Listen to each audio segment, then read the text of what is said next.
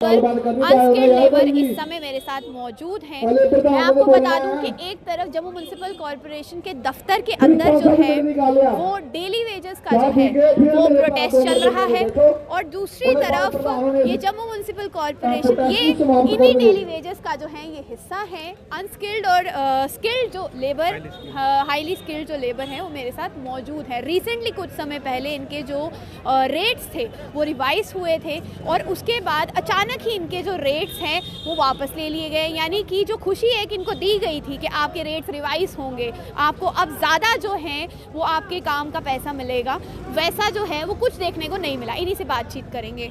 सबसे पहले तो आप आगे आएँ, क्या नाम है आपका? मेरा नाम आदर्श, मैं म्युनिसिपल कॉर्पोरेशन से हूँ और हाईली स्किल्ड में फॉल करता हूँ। अच्छा, हमारी पहले यही डिमांड है कि अभी हमारे रिसेंटली रेट रिवाइज किए गए थे 17 अक्टूबर से, बट इन्होंने क्या किया, नवंबर की सैलरी इन्होंने दे दी हम सबको। नवंबर की सैलरी हमें दे दी इन्होंने, दिसंबर के मंथ में दे दी। अब उसी के बाद इनको वर्बल इंस्ट्रक्शंस आती है housing and urban development department से, डायरेक्टर फाइनेंस की, और वो कॉल पे बोलते हैं कि ये ऑर्डर आपने कैसे किया, आप इस ऑर्डर को वापस ले लो। ये ऑर्डर 2 से 3 जगह पे इंप्लीमेंट हुआ था, अर्बन लोकल बॉडीज़ में इंप्लीमेंट हुआ था, यहाँ भी हुआ था, 1-2 जगह और नहीं हुआ था। बट इन्होंने क्या किया, वहाँ से जगदम फ़ोन आया, इन्होंने रिसेंटली वहाँ पे ऑर्डर निकाल दिया कि इसको ऑर्डर को वापस ले लो।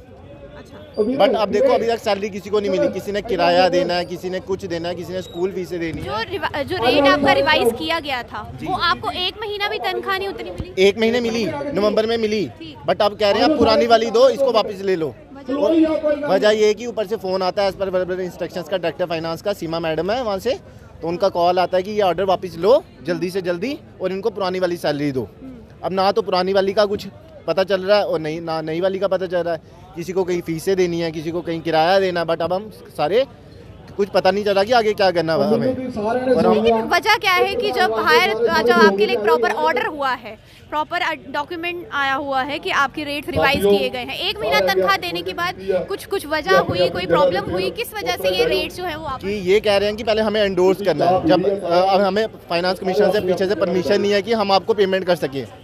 बट जब लेबर डिपार्टमेंट ऑर्डर निकालता है, जब कॉपी टू नीचे होता है, all concerned officials and officers होता है नीचे कि जल्दी से जल्दी इसको इम्प्लीमेंट किया जाए, इस डेट से आप कम से कम इससे नीचे इम्प्लीमेंट नहीं कर सकते, आप इससे कम सैलरी नहीं दे सकते हैं। बट इन्होंने सीधा वर्बल इंस्ट्रक्शंस पे, ना कोई ऑर्डर है आपके पास, ना रिटर्न में कुछ है, तो आपने किस तरह से इस ऑर्डर को वापस लिया, कैसे आपने वर्बल इंस्ट्रक्शंस में वापस लिया? अगर आपने एंडोर्स करना भी था तो आप एंडोर्स करने के लिए आगे फाइल भेज देते, तब तक तो आप सैलरी देते ना। अब हम पूरा आपने ऐसे जगदम ऑर्डर निकाल दिया इंस्टेंट की, जल्दी से वापस ले लो इस ऑर्डर को। उनको उसके बाद आपको पुरानी सैलरी मिली? वो भी नहीं मिली है अभी तक, किसी को कोई सैलरी नहीं मिली है, कुछ आता पता नहीं है कि क्या मिलेगा क्या नहीं मिलेगा। क्या करेंगे ये? अब हम चाहते हैं कि हमारा जो 2700 वर्कर काम कर रहे हैं एनजीओ, देखो कितने लार्ज नंबर ऑफ स्केल पे काम कर रहे हैं यहाँ पे, अगर यहाँ पे इनके लिए, और दूसरा हमारा मुद्दा ये है कि ये रीऑर्गेनाइजेशन ला रहे हैं। अब इनको 18 साल हो गए हैं यहाँ पे काम करते, किसी को 10 साल हो गए हैं, किसी को 15 साल हो गए हैं। सुबह 9 बजे आते हैं, रात को 9 बजे तक जाते हैं, 12 घंटे ड्यूटी देते हैं। उसमें ड्राइवर्स भी हैं, उसमें अनस्किल्ड भी हैं, उसमें सफाई कर्मचारी भी हैं जिनको 15-15 साल हो गए हैं यहाँ पे काम करते हुए, जो सुबह 5 बजे से लेकर रात के 12 बजे तक करते हैं। कोई ड्राइवर किसी के साथ अटैच है, कोई किसी के साथ अटैच है। बेचारे जब तक ऑफिसर्स बैठे रहते हैं वो उठ नहीं सकते अपनी मर्जी से, कहीं जा नहीं सकते, कहीं शादी कुछ अटेंड है, कोई बीमार है, तब भी अटेंड नहीं कर सकते ऑफिस। तनख्वाह वही आपको 9,000, वही 9 से 10,000 जो सैलरी में है इनकी। अब हम ये चाहते हैं, हम चाहते थे कि हमारा शायद कुछ होगा आने वाले टाइम पे, जिन्होंने 18 साल दिए हैं अपनी ज़िंदगी के, हमने सोचा था कि आने वाले, आपका ये मानना था कि हो सकता है शायद सरकार आपके लिए कोई पॉलिसी फ्रेम हो सकता है, पॉलिसी फ्रेम हो, बट इन्होंने पॉलिसी फ्रेम की रीऑर्गेनाइजेशन की, जिसमें सब कुछ आउटसोर्सिंग कर दिया इन्होंने। उसमें हम कहाँ जाएंगे? ना हमारे लिए वहाँ पे कुछ परसेंटेज रखी गई है, ना प्रायोरिटी रखी गई है, तो हम तो 10,000 रुपये में खज्जल हो जाएंगे। अगर प्राइवेट कंपनी भी कोई उठाती है, अगर आप देखो कोई दुकानदार में कोई दुकान पे भी लगता है, तो उनका पहले बोलता है भाई तेरी 10,000 सैलरी है, तेरे हर साल तुझे 1,000 रुपया बढ़ाएंगे, हम 10% हम तुझे इंक्रीमेंट लगा देंगे। बट इन्होंने ऐसा कुछ भी नहीं किया। इनको जिनको 18 साल हो गए आज वो 10 के 10,000 रुपये ही हैं। इन्होंने सोचा था कि कुछ किया जाएगा, बट आज तक वो कुछ नहीं हुआ। कितने साल लगभग आपको हो चुके हैं जम्मू म्युनिसिपल कॉर्पोरेशन में सर्व करते हुए? मेरे को 18 साल हो गए यहाँ पे काम करते हुए। जैसे कोई फ्रेशर अपनी पढ़ाई ख़त्म करके एक कोई नौकरी की तलाश में लगता है, तो वैसे ही मैं भी यहाँ पे नौकरी की तलाश में था। तो वो करते करते 1 साल 2 साल करते करते आज मैं 18 साल यहाँ पे काम कर चुका हूँ। और ऐसे ही मेरे साथ कई सारे और साथी हैं जो कि जिन्होंने 10-12 साल यहाँ पे काम किया हुआ। अब वो कहाँ जाएंगे कि जैसे मतलब नौकरी तो है नहीं।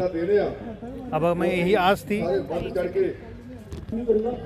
फिर आपको 18 साल हो चुके हैं काम करते हुए। जी, मेरे को 18 साल हो गए यहाँ पे काम करते हुए। वैसे ही और भी कई मेरे साथी हैं जिनको के 18 साल यहाँ पे काम करते हो गया, 12 साल हो गया, 10, 12, 18 ऐसे ही कई सारे और साथी हैं जो कि काम कर रहे हैं। तो आज तक कोई पॉलिसी हमारे लिए फ्रेम नहीं की गई। क्या इस 9,000 से आपका घर निकल जाता है? थोड़ा सा घर से भी निकलता है और कई सारे ऐसे हैं जिनको बेचारों को कि मतलब उधार उठा के काम कर अपना घर चलाना पड़ता है। क्या कभी ऐसी नौबत आई है कि ये जो 9,000 आपको तनख्वाह मिलती है वो भी ना मिली? अब यही है कि जैसे मैंने आपको पहले ही बताया कि मतलब यही सोच के आता है कि मतलब 1 साल में यहाँ पे करूँ और फॉर्म लगाता रहूँ, और करते करते ना तो नौकरी मिली और यहाँ पे भी टाइम निकलता गया। और अब तो हालत ये है कि इसके बगैर और कोई प्लेटफॉर्म हमें देख नहीं रहा, जो कि ओवर एज हम हो चुके हैं आधे, तो वो भी कहाँ जाएंगे ओवर एज। तो ऐसे ही सबकी कहानी ऐसी। आपका पूरा घर बार जो है इसी 9,000 के ऊपर है? इसी 9,000 पे हमारा घर बार चल रहा है। और ऐसे ही बाकी जो भी हमारे साथी लग रहे हैं यहाँ पे या एंगेज कर रहे हैं एनजीओ में, जो कि यही सोच के आते हैं कि मतलब हम 1 साल के बाद किसी और नौकरी में चले जाएंगे, और जो कि परमानेंट नहीं हो पा रहे। और उनका भी ये बताइए कि वो जाएंगे कल कहाँ। वो यही सोचते हैं कि मतलब किसी और जगह भी फार्म लगाएंगे तो नौकरी नहीं मिली तो वो तो यहीं पे रहेंगे, और फिर जब ओवर एज होने के बाद फिर वो कहाँ जाएंगे। ऐसा कुछ भी नहीं है। जैसा कि मतलब इनको एक पॉलिसी इनके बारे में फ्रेम करनी चाहिए। क्या कभी ऐसा कुछ हुआ है कि कोई हादसा हुआ है तो उसके बाद आप लोगों को कंपनसेशन भी मिला हो? नो मैम, ये हमारे सर हैं, इनका यहाँ से रात सुबह ये भी 10 बजे आते हैं और ये सांबा से आते हैं, काफ़ी दूर से आते हैं। इनका पर डे का किराया ही 100 रुपया और 3,000 रुपये इनका वो है। बट ये सुबह 9 बजे आते हैं और रात के 8 बजे तक यहाँ पे कौन से सेक्शन में ड्यूटी देते हैं। और इनका यहाँ से निकलते साथ ही 6 बजे इनका एक्सीडेंट हो गया और इनको ना ही और ये 2 महीने बेड रेस्ट पे थे, हॉस्पिटलाइज थे, ना ही इनको कोई कंपनसेशन मिला, ना ही इनके लिए कोई सैलरी मिली। अगर ये पीएफ और ईएसआईसी में रजिस्टर होते, इन्होंने अभी जस्ट रजिस्टर किया, इन्होंने आज तक कभी हमारा पीएफ नहीं काटा, कभी ईएसआईसी नहीं दिया, बट ये अगर उसमें रजिस्टर होते तो आज इनका सारा कुछ डिपार्टमेंट उठाता और यही हॉस्पिटलाइज करके वहाँ से निकल आता। ये 9,000 में कमाने वाला अभी इनका 2 लाख रुपया वहाँ पे आया, बिल आया, तो ना ही किसी ने मदद की। जो भी हम एनजीओ वर्कर्स थे, किसी ने 100 दिया, किसी ने 500 दिया, हम सब ने हेल्प की।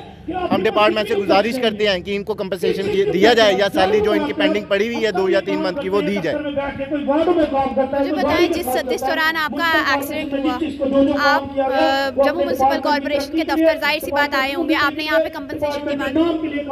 मेरा जब एक्सीडेंट हुआ तो मैं यहाँ से जा रहा था, शाम का टाइम था, तो यहाँ जाते हुए मेरा एक्सीडेंट हो गया। मई में 30 मई को मेरा एक्सीडेंट हो गया यहाँ से जाते हुए।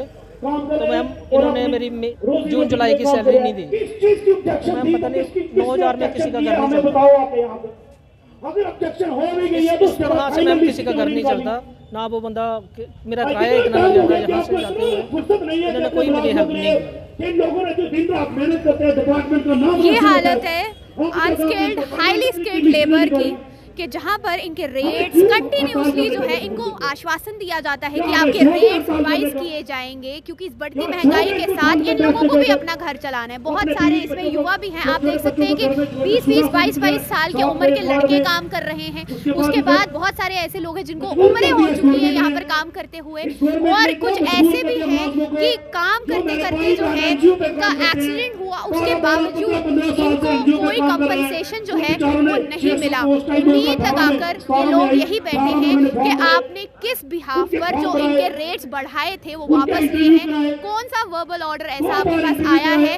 कोई प्रॉपर जो है इनको नहीं बताया गया है कि आपके रेट्स जो है किस बिहाफ पर वापस लिए गए हैं। अंत में मैं आपसे यही पूछना चाहूंगी कि अब आप एडमिनिस्ट्रेशन से क्या डिमांड करते हैं? हम ये चाहते हैं कि जल्दी से जल्दी पुराना वाला ऑर्डर इंप्लीमेंट किया जाए, जो भी मिनिमम वेजेस का लेबर डिपार्टमेंट की तरफ से निकला गया है, और जो ये रीऑर्गेनाइजेशन कर रहे हैं, और उसमें हम प्रायोरिटी चाहते हैं कि पहले हमें हक मिले अपना, जो भी 18 साल 10 साल 15 साल से लगे हैं, हमें हक मिले, उसमें हमें प्रायोरिटी दी जाए या परसेंटेज रखी जाए। अगर नहीं तो हम ये रीऑर्गेनाइजेशन फुलफिल नहीं होने देंगे। अगर अब भी आपकी डिमांड्स को ऐसे ही नजरअंदाज किया जाएगा तो फिर तो लार्ज नंबर ऑफ वर्कर्स यहाँ पे 2000 से लेकर 2700 के बीच में सारे वर्कर्स काम कर रहे हैं, जो कि unskilled drivers, computer operators, highly skilled, IT section जो संभाल रहे हैं, ये काम बंद हो जाएगा पूरा का पूरा। जो लार्ज नंबर ऑफ वैकेंसी, जो भी लार्ज नंबर ऑफ वर्कर्स यहाँ पे काम कर रहे हैं 2700 की रेंज में, कोई भी काम नहीं करेगा और हड़ताल पर चला जाएगा। इस बारे में जम्मू म्युनिसिपल कॉर्पोरेशन के मेयर से बात करने की, उनके नोटिस में लाई ये बात?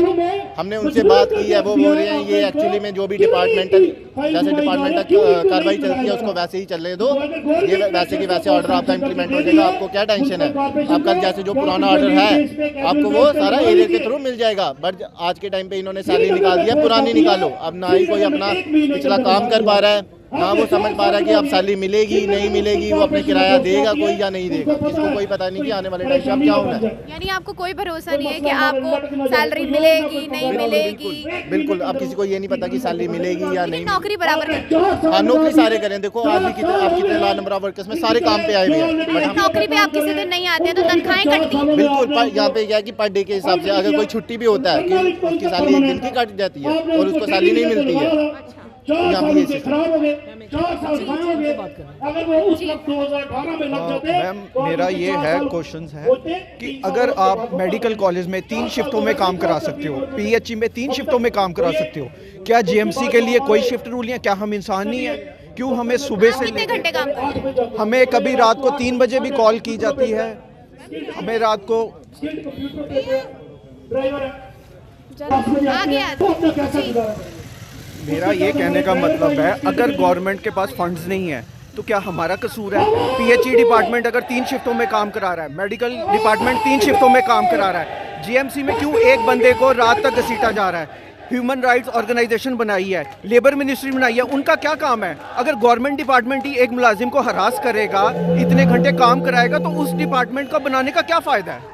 ये है गवर्नमेंट का। आप कितने घंटे काम करते हैं? मैडम, यहाँ काम का कोई नहीं है। रात को 3-3 बजे भी फ़ोन आते हैं कि आपको ऑफिस जाना पड़ेगा। तनख्वाहें उस हिसाब से मिलती है? 30 नहीं, बिल्कुल नहीं मिलती। कुछ ओवर टाइम नहीं मिलता, कुछ नहीं मिलता। ऊपर से हरास किया जाता है, डरा के रखा जाता है। आप मेडिकल कॉलेज में जाते हो, वहाँ हार्ट पेशेंट आ रहे हैं, कुछ है, यहाँ पे आप टेस्ट कीजिए जितने मुलाजिम हैं, किस किस को हार्ट प्रॉब्लम होगी?